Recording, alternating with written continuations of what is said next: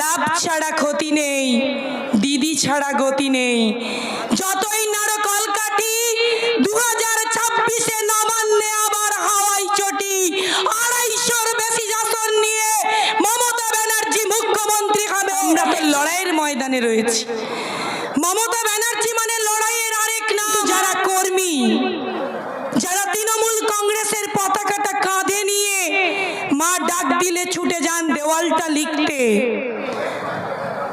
তাদের আবেগে কোথাও ছিট ধরেনি, খামতি হয়নি। তাই আমাদের মতো নেতৃত্ব যাবে আসবে। আজকে একজন পদে আছেন, কালকে আরেকজন পদে থাকবেন। এক শিবানী যাবে, এক শিবানী আসবে। কিন্তু আপনারা হলেন তৃণমূল কংগ্রেসের কর্মী। তাই আজকের সম্মেলনীর সভাতে দাঁড়িয়ে বলি, এই আপনারাই মমতা ব্যানার্জিকে রুখে রক্ষা করতে পারেন। আপনারাই পারেন মমতা ব্যানার্জির সাদা শাড়িতে যারা কালো দাগ ছিটায়, সেই মমতা ব্যানার্জির শাড়ি থেকে কালোটা পরিষ্কার করে শ্বেত শুভ্র মমতা ব্যানার্জিকে শুধু বাংলায় নয়, সারা ভারতবর্ষের মুখে আগামী দিনে আপনারাই পথ প্রদর্শক হিসেবে পৌঁছে দিবেন। কারণ আপনাদের কোনো পথ চেঞ্জ হয় না, তাই আপনাদের কোনো ভয় নেই। তাই আপনাদেরই দায়িত্ব দিয়ে বলবো, আপনারা প্রত্যেকে প্রত্যেকের বুথ সামলান, আপনারা প্রত্যেকে অঞ্চল সামলান, প্রত্যেকের ব্লক সামলান। যদি আপনারা বুথটা সামলে নেন, আপনারা অঞ্চলটা সামলে নেন, তাহলে বিধানসভাটা আমাদের কোথাও আর জয়ী হতে বাকি থাকে না, শুধু বিজয়ের অপেক্ষায়।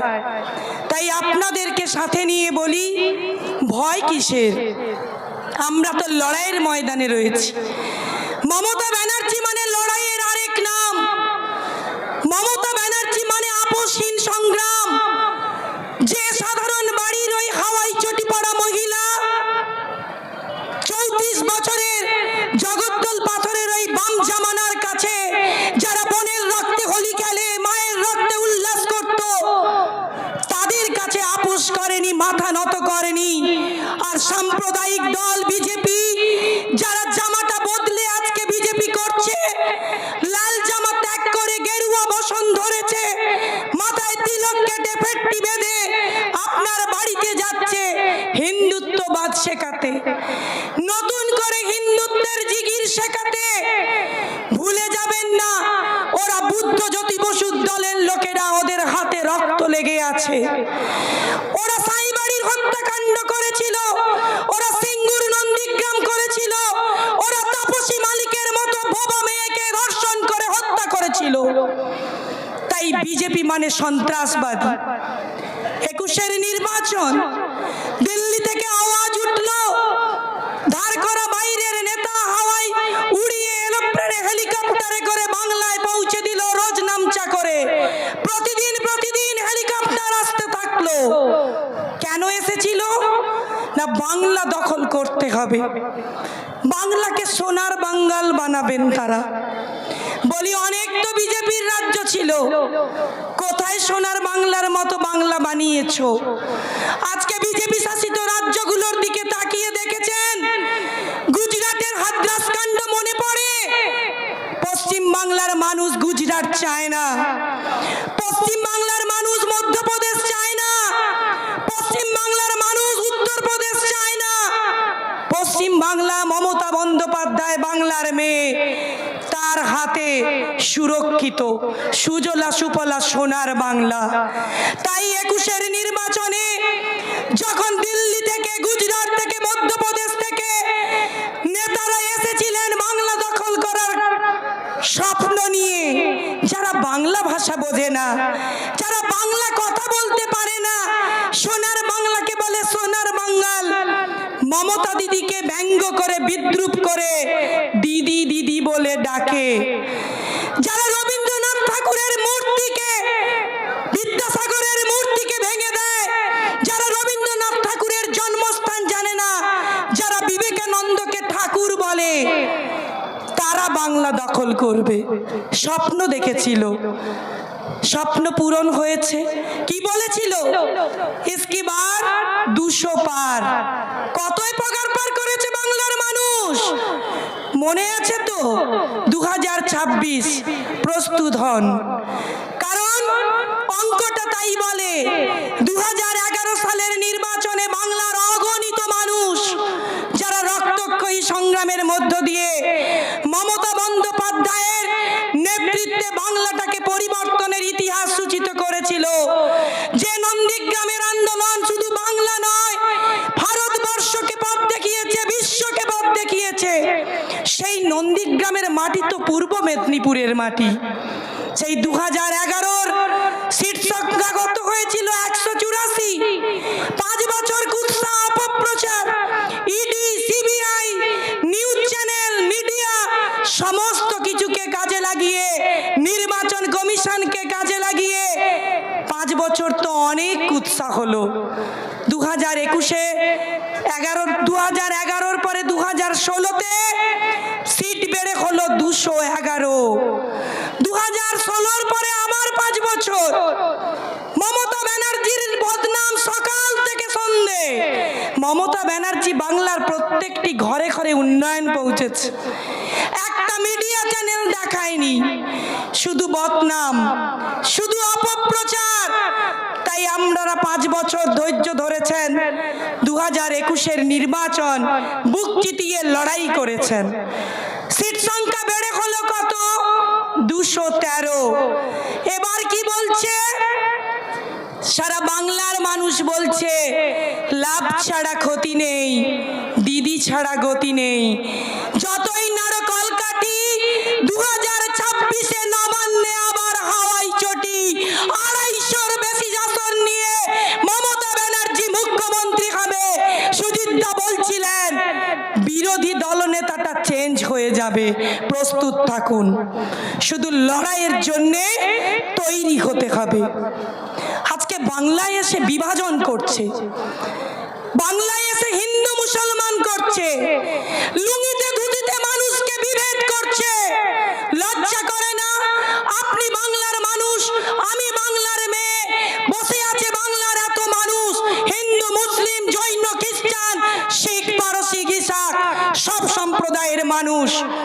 আপনাদেরকেই জিজ্ঞাসা করি, আমরা যখন দুর্গাপূজার মহাষ্টমীর ভোগ হয়, আমরা যেমন মহাষ্টমীর মায়ের ভোগ প্রসাদ খাবো, বন্ধুর বাড়িতে যখন ঈদ হবে বন্ধুর বাড়িতে গিয়ে বিরিয়ানিটাও চাইবো। ক্ষমতা তাকে রুখে দিক, বাংলার সংস্কৃতি তাই বলে, বাংলার কৃষ্টি, বাংলার কালচার, বাংলার ইতিহাস তাই বলে। আসলে বিজেপির তো বাংলায় কোনো ইতিহাস নেই। বিজেপি মানে সাম্প্রদায়িক দল। আপনারা জেনে রাখুন, যেদিন ভারতবর্ষ স্বাধীনতা পায়নি, ইংরেজের নাগপাশে ভারতবর্ষ বন্দী। স্বাধীনতার জন্য অগণিত মানুষ যারা দেশপ্রেমী তারা লড়াই করছেন, প্রাণ দিচ্ছেন। নেতাজি সুভাষচন্দ্র বসু দিল্লির ডাক দিয়েছিলেন, সেদিন এই বিজেপির আরএসএস নেতা, আরএসএস এর দল নেতাজিকে সঙ্গ দেয়নি, নেতাজিকে সাহায্য করেনি। স্বাধীনতা হয়ে গেল। স্বাধীনতার পরবর্তীকালে 35টা বছর কেটে গেছে, আরএসএস এর পার্টি অফিসে সেদিনও স্বাধীনতার পতাকা, দেশের পতাকা উড্ডিত হয়নি। তারা বলে দেশপ্রেম, মেকি প্রেম। আজকে যখন পুলওয়ামা হয়েছিল তখন নরেন্দ্র মোদীজির 56 ইঞ্চি ছাতিটা 26 ইঞ্চি হয়ে গিয়েছিল। সারা বছর দেশপ্রেমের কথা শেখায়, আর যখন আরডিএসরা ঢুকে আমাদের সেনাদের মেরে যায় তখন নরেন্দ্র মোদী কোথায় চলে যায়? পহেলগাঁও মনে আছে? অপারেশন সিন্দুর। আমাদের লজ্জা ভারতবর্ষের, এই ভারতবর্ষের মসনদে বসে থাকা বিজেপি শাসিত সরকার। কারণ আমরা দেখেছি পহেলগাঁয়ে যখন পর্যটকদের মেরে গেল জঙ্গিরা, কৈফিয়ত চাইবেন না? তোমার বর্ডার সিকিউরিটি ফোর্স কি করছিল? বিএসএফ। তোমার সিআইএসএফ কি করছিল? সেখানে পাহারাদার কারা? কন্ট্রোল করে কে? কেন্দ্রের সরকার। তখন উত্তরে কোনো উত্তর থাকে না। কি করে এসে ঢুকে গেল?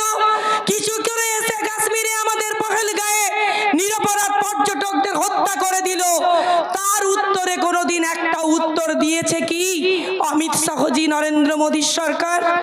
উত্তর নেই। আজকে অপারেশন সিন্দুর হলো, বড় বড় করে পোস্টার হোর্ডিং করে প্রচার করছে অপারেশন সিন্দুরটা যেন নরেন্দ্র মোদীর সরকার নিজে করেছেন। লজ্জা করে না?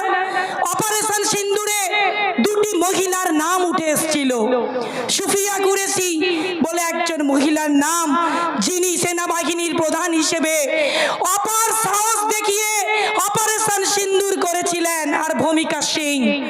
সুফিয়া কুরেশি মাইনরিটি সম্প্রদায়ের মেয়ে। তাই আজকে মধ্যপ্রদেশের বিজেপির মন্ত্রী বিজয় সাউ তাকে বলল জঙ্গি, পাকিস্তানের জঙ্গিদের বোন।